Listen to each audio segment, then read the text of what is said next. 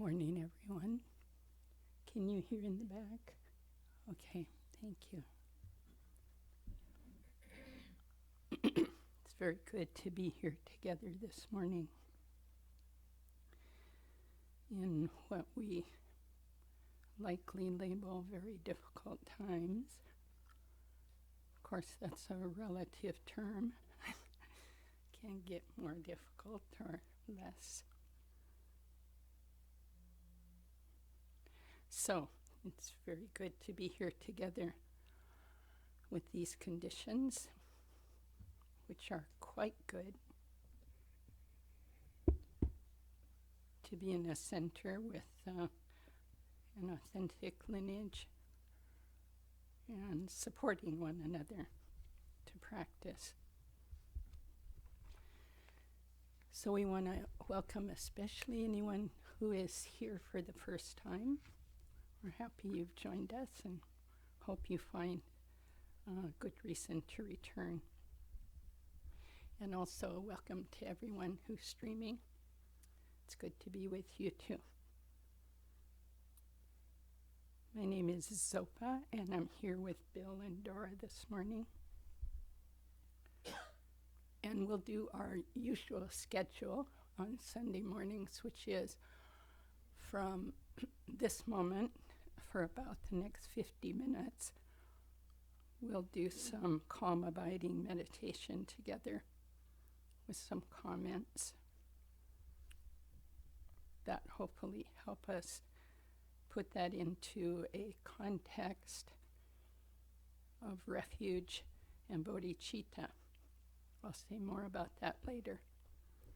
After our calm abiding, we'll have some announcements of wonderful things coming up for all of us to engage in.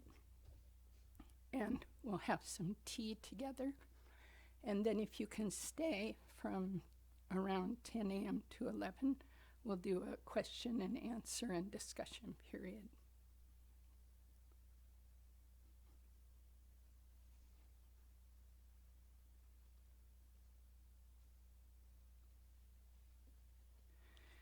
I hope for you that you find the same thing I do here, which is a place of rest and sanity from the very busy world of our minds.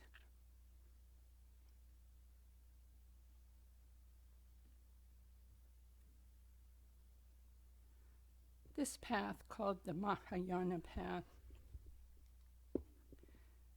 is one of compassion. And compassion has a particular definition, which is the wish to end suffering. I wish that you had no suffering. I wish there was no suffering. I wish I were free from suffering. That's the thought of compassion. At the same time, it's a path also of wisdom. And because we are going to have a wonderful teacher here very soon, as in next Saturday and Sunday, Ringo Toku Rinpoche, I thought I would read a short bit from his book called Confusion Arises as Wisdom. Now there's a koan. I'm going to say it again. Confusion arises as wisdom. Even the title gives us something to ponder and learn about. So I want to just read a paragraph before we do our refuge and bodhicitta prayer and do our calm abiding together, because this morning it really helped my mind. And I hope it helps yours. It sometimes happens that our compassion becomes frustrated compassion. I'll just say an aside here, this may seem to be going on right now for us, what to do. We can see the pain and suffering of others, and we want to do something, but we don't know what can be done or what we personally could do. This is where the wisdom aspect comes in. Unless we can sense the possibility of being completely free from suffering, we would never say, I will make this happen. With wisdom, we understand why we can be free of suffering, why lasting peace and happiness are possible. Bodhicitta, that is the awakened mind, must have both compassion and wisdom. With compassion, bodhicitta has a goal. And with wisdom, there is at least some understanding of what the goal is and why it is possible to reach it. Bodhicitta brings wisdom and compassion together. One way this happens is that our compassion grows, as our compassion grows, our self-centeredness lessens. With less self-absorption, our attachment and aversion decrease. The less attachment and aversion we have, the more the wisdom grows. In this way, compassion leads to wisdom. It can also go the other way. Wisdom leads to compassion. Wisdom is the direct experience of the true nature of our mind and our world. As our understanding becomes stronger, we become more fearless.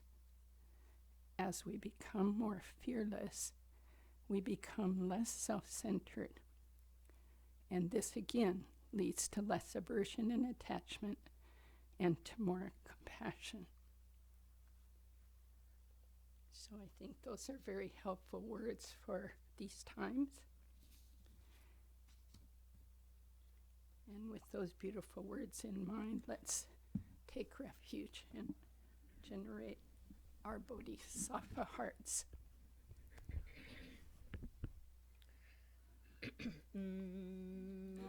Until the summit of enlightenment is reached, I and all beings go for refuge to the sources of true refuge. I will now practice the absorption of calm abiding in order to release all beings from their particular suffering and establish them in lasting peace and happiness. Until the summit of enlightenment is reached, I and all beings go for refuge to the sources of true refuge. I will now practice the absorption of calm abiding in order to release all beings from their particular suffering and establish them in lasting peace and happiness. Until the summit of enlightenment is reached, I and all beings go for refuge to the sources of true refuge. I will now practice the absorption of calm abiding in order to release all beings from their particular suffering and establish them in lasting peace and happiness.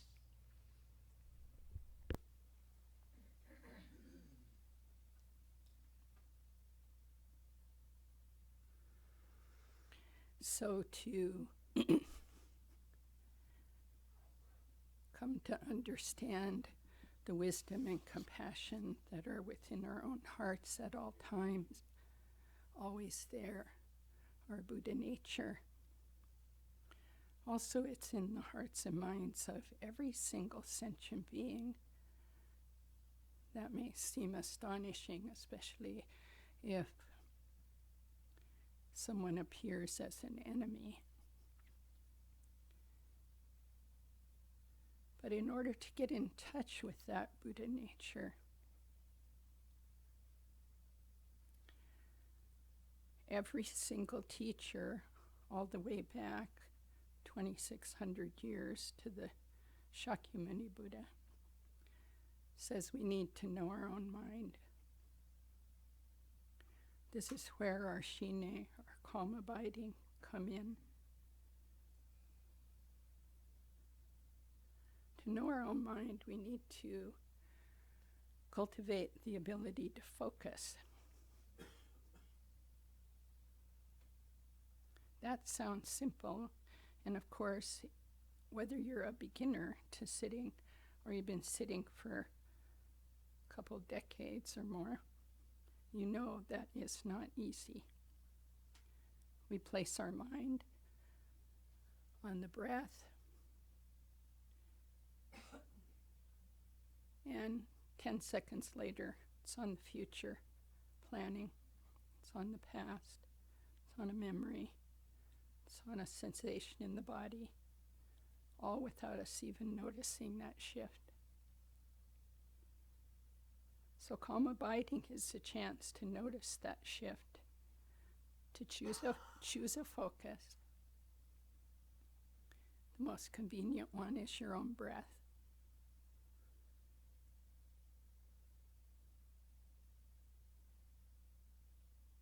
You can also think of a small, bright image of Shakyamuni Buddha if you are familiar with that image. Or you might choose some other object. The object is not so important. The process is to notice, I chose an object to focus on, and I'm no longer on that object. At that moment, simply, gently, persistently, without judgment, without tension, bring the breath, bring the attention back to the object.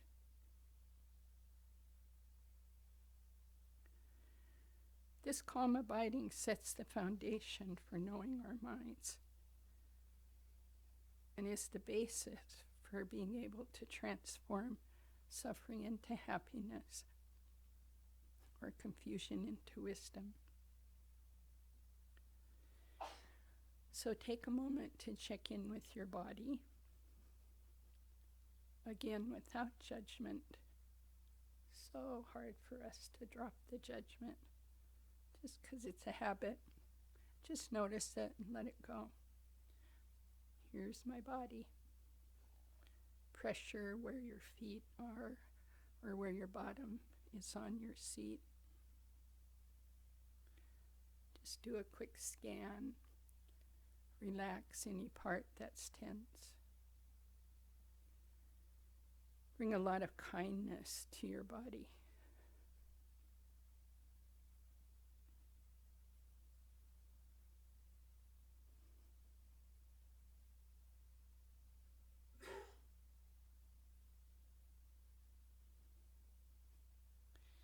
Then relax any emotions and just let them go. Sure. Came in with some kind of emotion, set of thoughts. Just let those go back out the door.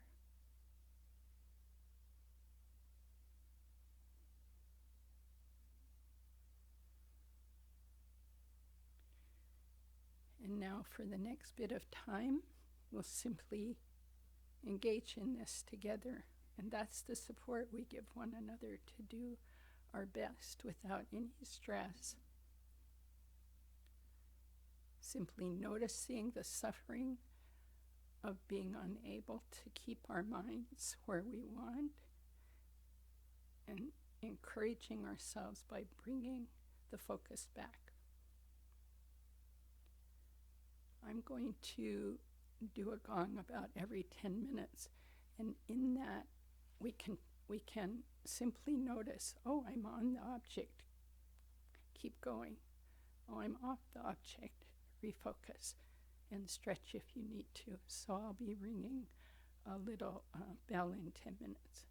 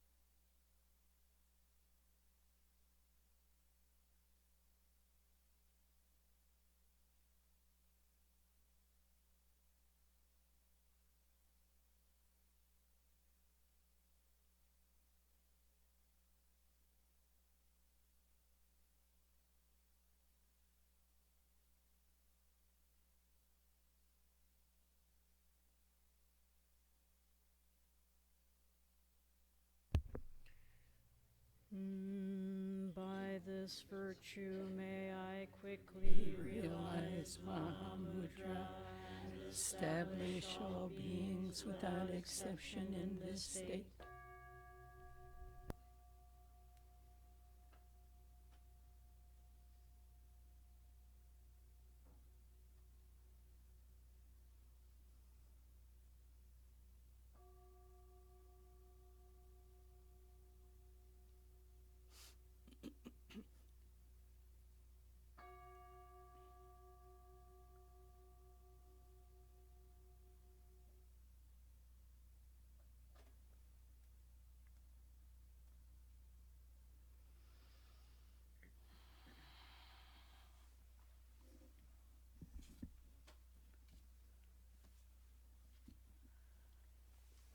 Thank you.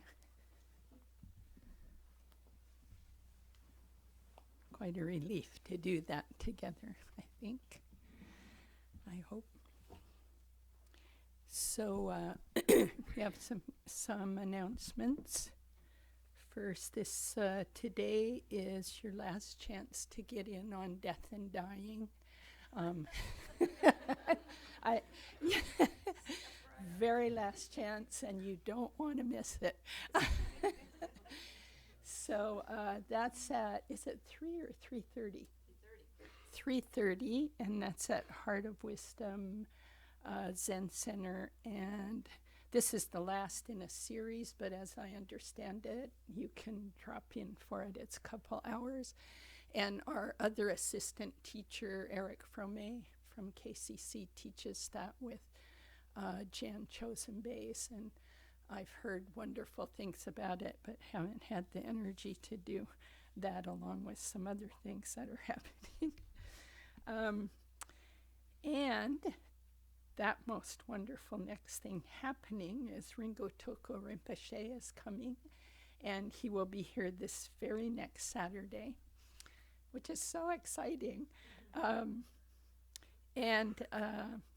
I've never met him, but been reading some of his books, and he's amazingly clear and very compassionate. So the main events will be Saturday night, public talk. That's at First Unitarian Church downtown. That's at 7:00, and then all day Sunday, a workshop on relative and ultimate bodhicitta, which is the entire path of this kind of Buddhism. And what else can we say? I'm sure there's many other things. Yes. So that was why I had written all kinds of things to talk about this morning, and I woke up and some kind of wisdom said, just read something from Ringo Toku, forget all this stuff. So all the other stuff was written down for another day. And yeah, this is the guy. So please come. And I don't know, what else might you want to say about it? Monday night? Yes. Monday night for our community. The Saturday and Sunday things are really come one, come all, and so we're having it downtown, so as many can come as possible. And there are quite a few people registered already, so it's and you should register. But on Monday night for our community, we'll have a question and answer time here at 6:30, starting here. And there's registration for that also. And I've asked a number of different practice groups to come up with questions to seed that discussion, and that there's some very interesting questions that exercise, even if nothing happened besides having encouraged people to dig into what their questions are. It's been very fruitful, just that much, so I'm looking forward to that. And then on Tuesday morning, because things are just rolling along so nicely on the purchase of our new urban center, Ringo Tulku Rinpoche will be offering a blessing of some kind at 10:45 in the morning at what will be our new urban center at 4936 Northeast Skidmore. So we won't quite own it yet, but But we'll bless it. The owner is allowing us to have, he's happy to have a blessing Cool. He said, that can't hurt. We don't own it, but we're gonna bless it. So, that's All good. the conditions of sale are, everything except for one part of one thing has been checked off, and that one is, the check mark is being drawn. So, Yeah, really, that's big news, really giant news exciting. in of itself, since that is something that I realize that I've been giving this speech for so long that every few years I have to up the number of years that we've been looking for a news center. Oh, it's 10, no, it's 15, no, 19, no, 20, 21, something like that. So this is a big deal. And we're very glad that Ringo Tulku Rinpoche will be able to come here and say, yeah, okay, good, grand. Yeah. May it be of benefit to beings. Yeah, so you can come to that. Also, I think everyone's invited on Saturday to welcome Rinpoche here. He'll be here by 1 o'clock. He'll be coming from the airport. There won't be a talk. You won't have time to ask him questions. What we'll do is just line up and offer him katas. We'll have katas here, or please bring your own, or you can purchase one when you get here. And it'll just be offer him a kata because he will be arriving, need to eat and rest and meet with teachers in the afternoon and the children's program in the afternoon, and then go teach. So we're really not wanting to burden him, but we want to have a nice long line of people to welcome him and offer him katas. So be here at 1 o'clock Saturday if you can do that. The plane arrives about Saturday, about 1 o'clock. Yeah, So but that's. Yeah, but we want them. be here around Yeah. 1 o'clock, and then Yeah, we want you here. Yeah. We want you to get your kata, get in line. So come out. Yep, He sometime. won't get in the door till 1:30, 1:40. And the kata, it's optional. It's actually a wonderful tabula rasa for holding. Kind of, you can just hold it and think of all the aspirations, all the good wishes, the depth of all that is positive, and just hold that in your mind and say, okay, this is a reminder of that. So it's kind of a vehicle for perhaps making that a little bit more tangible, so it's not go beyond the abstract. For the benefit of people who don't know what a kata is and the process Oh, of I it, wish we had because I one. was totally confused when I first heard about it. A kata is a traditional Tibetan a lineage. It's a long white scarf. We're all looking around like, wow, don't we have Well, one? there's one actually across the lower, altar. lower shelf. Someone, you can look in the bookstore. There's some there. Yeah, and so yeah. Okay, go meet with Diane right there, and she'll show it to you. The other thing about katas that I was taught is as you hand it to the teacher, you are in essence saying, I'm open to receiving teachings, and then they give it back over your neck. So it's just a lovely thing to say, I want the teachings from you, I'm open to the teaching. So, and it's quite simple, you don't have to learn a big thing about it. Okay, anything else about Rinpoche or the house? Because I have another announcement. Oh, different one. All going willingly well. The closing will be around December 7th on the new Urban Oh, yeah. Center, and we want to celebrate that with our annual Sangha meeting on the night of December 9th. We'll have the keys. We will not have had time to do anything in there. I'm liking it sort of like the going into the Goodwill as is before they, get to fix things up and put them out. But we're going to meet there. The pews will still be there, so we'll meet in the pews and have some practice together and kind of do what we usually do in an annual Sangha meeting, let you all know how the year has gone and what we're planning for next year. I think the Program Council is going to unveil the teachings that they'll be offering in 2017. Then we'll get to go all around the building and get to see all the nooks and crannies before we do what we do to make it our own. and we'll have I think, kind of a fun little opportunity for people to make a donation of financial help to do that renovation and remodeling, where we'll be ringing bells and putting a puzzle together, and I think that's going to be kind of fun. And we're going to eat either finger foods or pie. We haven't decided yet how to focus that. Input is welcome from 7 to 9:30 on Friday night, December the 9th. Also, thank you, because that reminded me there is a life after Ringo Toko comes. December 10th, Saturday, I will be leading a 9 a.m. to 4 p.m. day of Tonglen practice.